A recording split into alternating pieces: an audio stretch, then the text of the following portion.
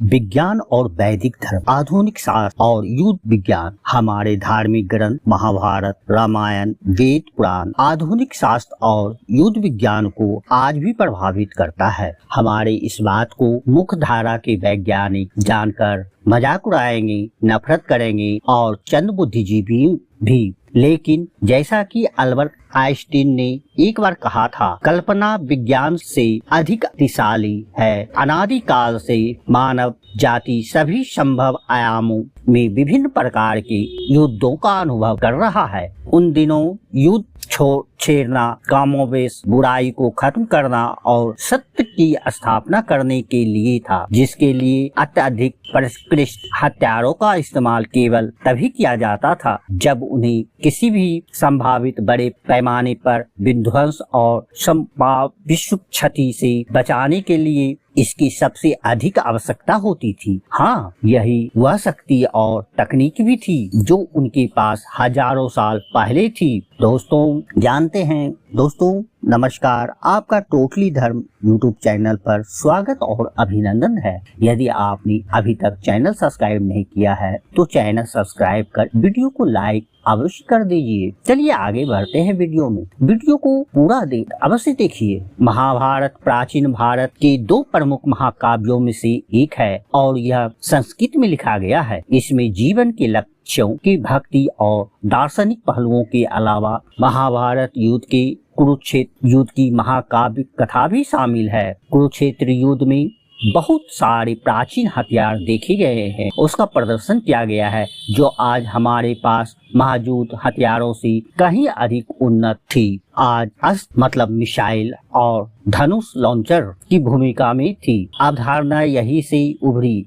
अस्त्र एक अलौकिक हाथ से चलाया जाने वाला हथियार था जिसे एक विशिष्ट देवता द्वारा आशीर्वाद दिया गया था। अस्त्र का कार्य मिसाइल से कहीं अधिक है। ऐसा कहा जा सकता है कि महाभारत में इस्तेमाल किए गए अस्त्रों में संभवतः गामा और अन्य जैसी सबसे खतरनाक किरणें को छोड़ने की तकनीक का भी इस्तेमाल किया गया होगा, जिनमें भेदने की असाधारण शक्ति होती थी। कुछ अस्त्र उसे छोड़ने कर वापस लौट आते थे। कुछ अस्त्र ऐसे थे जिसे छोड़ने के बाद वह पुनः वापस छोड़ने वाले व्यक्ति के पास लौट आते थे। उदाहरण के लिए भगवान श्री कृष्ण का सुदर्शन चक्र या उन पुनः प्रयोजित मिसाइलों के समान होती थी जिन पर भारतीय अंतरिक्ष अनुसंधान संगठन इसरो अनुसंधान काम कर रही है। हजारों साल पहले जटिल तकनीक को जानने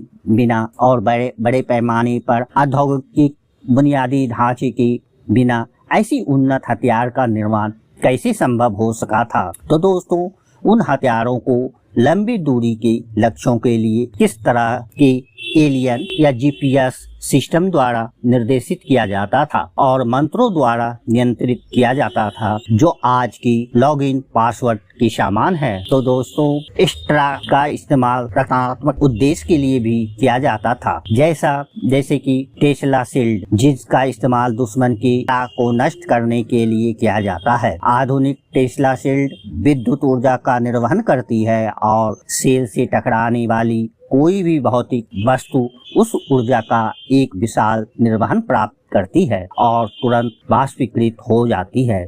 इसकी तुलना आधुनिक समय के anti missile air defence system से भी की जा सकती है। दोस्तों, महाभारत में ब्रह्मशिरा, ब्रह्मास्त्र, पशुपास्त्र, वैष्णवास्त्र, अस्त्र, नारायण अस्त्र, अग्नियास्त्र, वायु अस्त्र, नाग अस्त्र, ब्रज अस्त्र, वरुण अस्त्र आदि जैसे हथियारों का इस्तेमाल किया गया। साथ ही परमाणु हथियार के इस्तेमाल की सकारात्मक संकेत भी मिलते हैं। अन्यथा युद्ध के 18वें दिन में लगभग 1.5 मिलियन लोगों की मौत का कारण कैसे बन सकता था। मोहनजोदड़ो स्थान पर पाए गए विनाशक की व्यापक मात्रा नागासाकी से बिल्कुल मेल खाती है। डेवनपोर्ट, जिन्होंने 1979 में परमाणु विनाश नामक पुस्तक में अपने निष्कर्षों को प्रकाशित किया था। उसने कहा था कि लगभग 50 गज चौड़ा एक भूकंप केंद्र था जहां सब कुछ क्रिस्टलीकृत पिघला हुआ था। दोस्तों, वैदिक अवधारणा जैसे जीपीएस प्रणाली क्या है? वेद, जिसका अर्थ है ज्ञान, 4 प्राचीन भारतीय ग्रंथों से मिलकर बना है, जिनमें से सबसे पुराना लगभग 1500 ईस्वी पूर्व से लेकर 1200 ईस्वी पूर्व का है। वो हिंदू धर्म के सबसे पुराने लेखन भी है। दोस्तों, वेदों के 4 ग्रंथों में विभक्त किया गया है: ऋग्वेद, यजुर्वेद, सामवेद और अर्थवेद। वेदों ने निकोला टेस्ला से लेकर बोहर तक कई लोगों को प्रभावित किया है और उन्हें विज्ञान और प्रौद्योगिकी की नए आयाम तलाशने और की कल्पना करने के लिए प्रेरित किया है। बोहर, हाइजेनबर्ग और सी डोगर नियमित रूप से वैदिक ग्रंथों को पढ़ते थे। हाइजेनबर्ग ने कहा है, क्वांटम सिद्धांत उन लोगों को हास्यास्पद नहीं लगेगा जिन्हें वेदांत पढ़ा है। वेदांत वैदिक विचार का निष्कर्ष है। हेनरी डेविड थोरो ने कहा है, सुबह में मैं बुद्धि को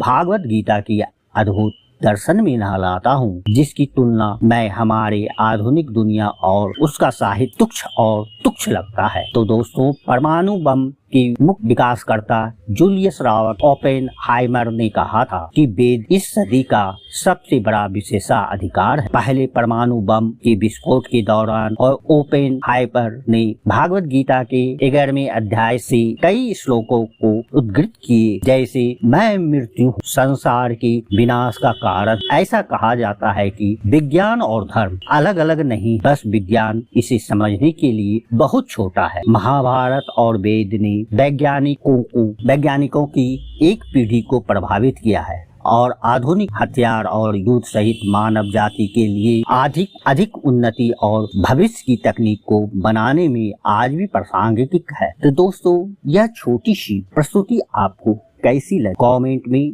ओम श्री कृष्ण वासुदेवाय नमः लिखकर अवश्य बताएं। यदि आप अभी तक चैनल सब्सक्राइब नहीं किया है तो चैनल को अवश्य ही सब्सक्राइब कर लीजिए, और यदि आपने अभी तक वीडियो लाइक नहीं किया है तो वीडियो को भी अवश्य ही लाइक कर दीजिए। और यदि आपको प्रस्तुति अच्छी लगी हो तो अपने प्रियजनों के साथ शेयर अवश्य कीजिए।